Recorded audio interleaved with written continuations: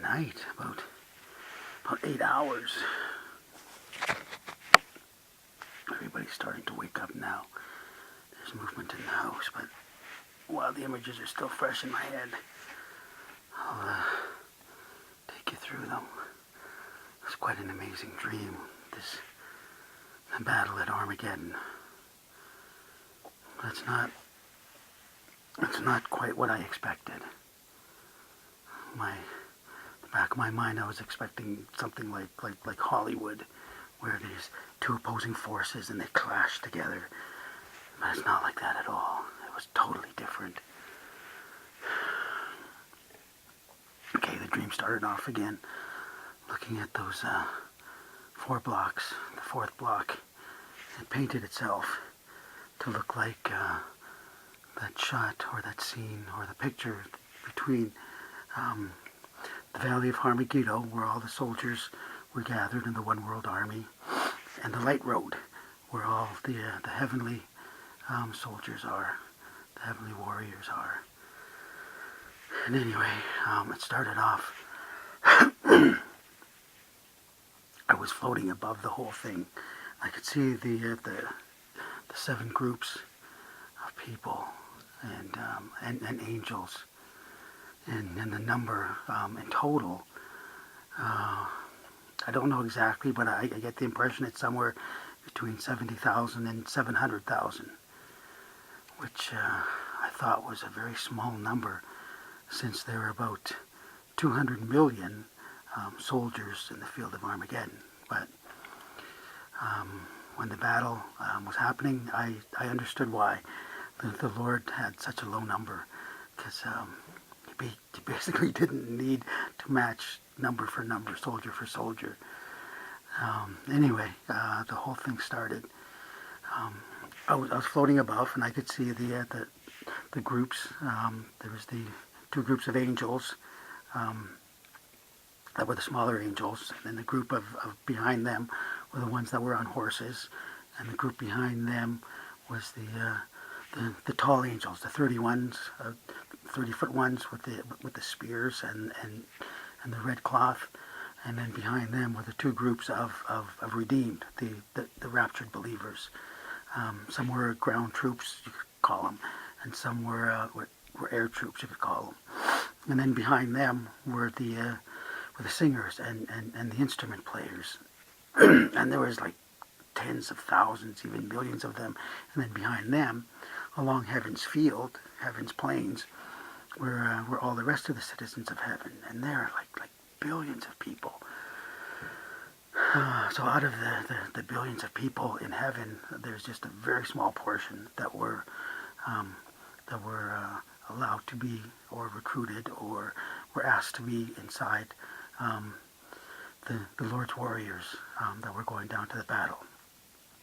But anyway, so the whole thing started off with Jesus. He's there at the end of the light road, the road of light, which extends from heaven across the universe and just touches the atmosphere of the earth. So I could see the earth in its fullness, and I could see below. I could see the African continent. I could see the Asian continent, and I could see that the road was pointing directly towards the Middle East, specifically Israel. And you could see in the atmosphere, you could still see clouds, and you could still see burning smoke and patches of burning clouds and darkened clouds everywhere. But when Jesus started, all he did was he just held up 2 hands and then pointed to the ground. And then from behind everyone, coming out of heaven's front doors, there were 2 horses. 2 horses came riding out with 2 riders on them. And they each held these invisible kind of chains. They're the kind of chains, not the kind of chains that we have here on Earth with the same kind of links, but these links were different. They were in such a way that they looked invisible, but when they moved, they reflected light, and the links were in such a way that the chains looked more like ropes than anything else.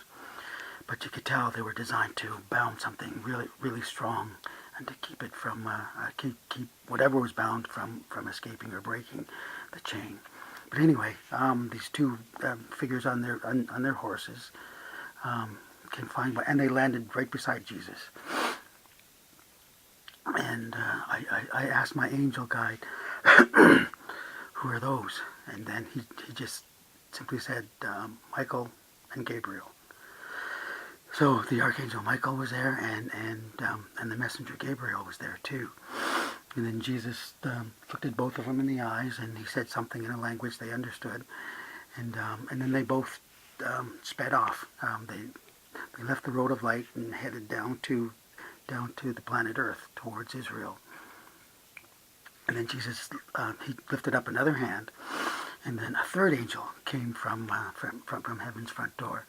And this one was a little bit bigger, and the chain that he held was a little bit wider too, but it was still made out of the same stuff. And he didn't stop beside Jesus. He just rushed right on past, following Michael and Gabriel.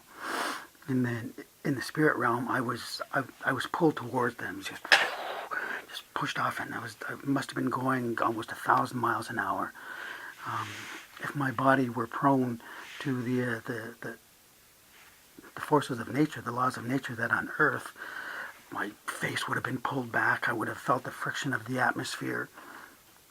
But instead, I just felt the acceleration of the speed as I passed the third angel, and I caught up to Michael and Gabriel, and I was just flying right behind them, just watching what they were doing. And we got closer to the earth, and then we got closer to the Middle East, and then we got closer to Israel, and then we got closer to Jerusalem itself. And then I could see the walled city in Jerusalem, and we flew down to the middle of that, and we landed right in the courtyard of the third temple there.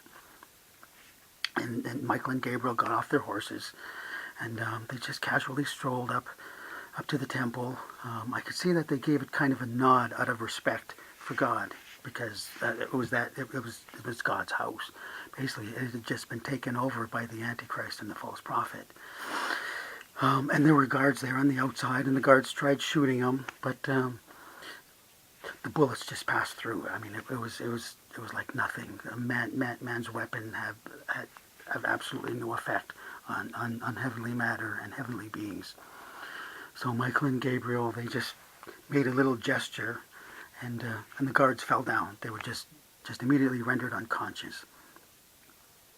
And they nodded at the door, and the door itself opened all by itself. And as they walked through, again, more guards came and tried to stop them, but they just gave a little wave, and those guards were knocked unconscious too.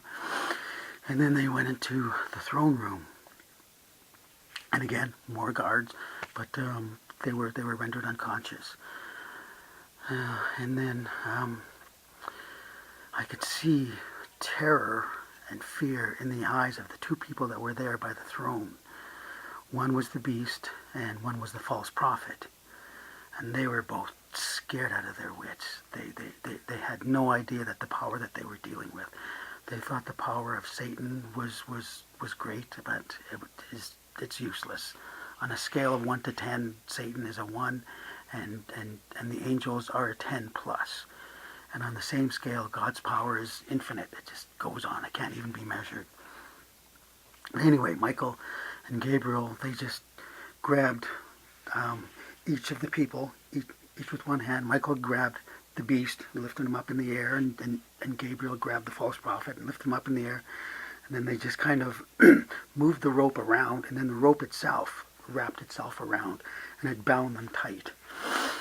And I thought that was it. They would be taken off. But Michael and Gabriel just stood beside the bound beast and the bound false prophet, and they waited for the third angel.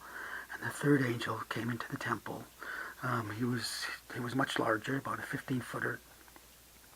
And then he just he took the beast by the scruff of the neck and just lifted him up, and then he plunged his hand into the chest of the beast.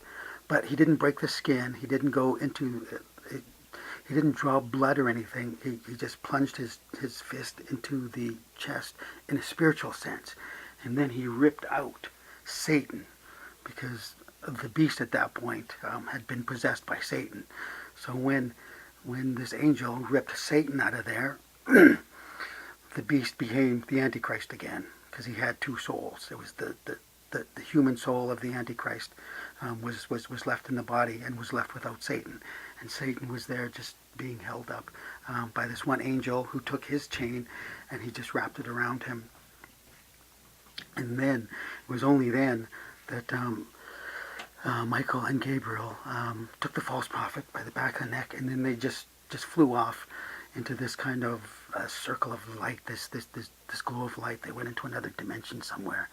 And I asked the angel where they were going, and he said they're going to be thrown into the lake of fire, just as they are. They've already been judged. And then the other angel, he took Satan, and then he flew off somewhere. And I said, is he going to the lake of fire too? And the angel said, no, he will be thrown in the abyss, but not just yet. He must be put on display first. I didn't understand that, but I figured I would in time. And then all of a sudden, from that point, I was whisked back up to the road of light instantly, in like 2 seconds.